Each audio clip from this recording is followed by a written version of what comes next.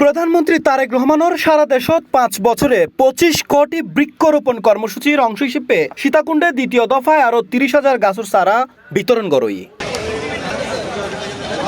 গত শনিবার সকালে সীতাকুণ্ড উপজেলা মুক্তিযোদ্ধা কমপ্লেক্স ভবনত উপজেলা সমাজ কল্যাণ ফেডারেশনের ও মহসিন ফাতেমা সিদ্দিকী সমাজ কল্যাণ সংস্থার যৌথ উদ্যোগে আয়োজিত অনুষ্ঠানত শিক্ষা, সামাজিক ও স্বেচ্ছাসেবী সহ 170 গো প্রতিষ্ঠানের মাঝে এই চারাগিন বিতরণ করা হয়।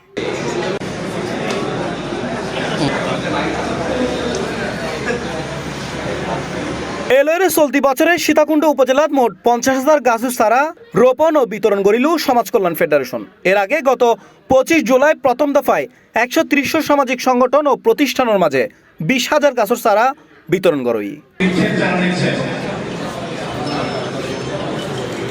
অনুষ্ঠানত প্রধান অতিথি হিসেবে উপস্থিত আছিল সীতাকুণ্ড উপজেলা নির্বাহী কর্মকর্তা মোহাম্মদ ফখরুল ইসলাম। এই দেশে আগামী 5 বছরে 25 কোটি বৃক্ষরোপণ অভিযান, যার ধারাবাহিকতায় প্রত্যেকটি উপজেলায় আমরা কিন্তু এই কার্যক্রম শুরু হয়েছে।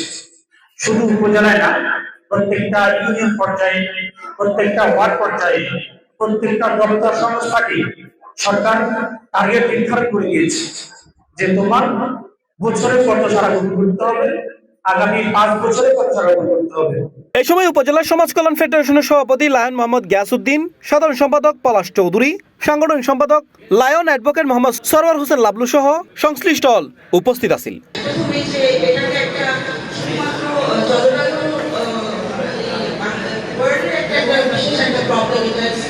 ইনশাআল্লাহ আগামী বছর আমরা একটা বৃক্ষরোপণ করব। আপনারা আমাদেরকে পরামর্শ দিবেন। ফাতেমা সমাজ কল্যাণ সংস্থার উদ্যোগে আয়োজিত অতিথিবৃন্দ, আমরা আমাদের আয়োজক হয় পরিবেশের ভারসাম্য রক্ষা ও সবুজায়ন বাড়াবেলে এই কর্মসূচি ভবিষ্যতেও অব্যাহত থাকবে। C plus TV, Chittagong.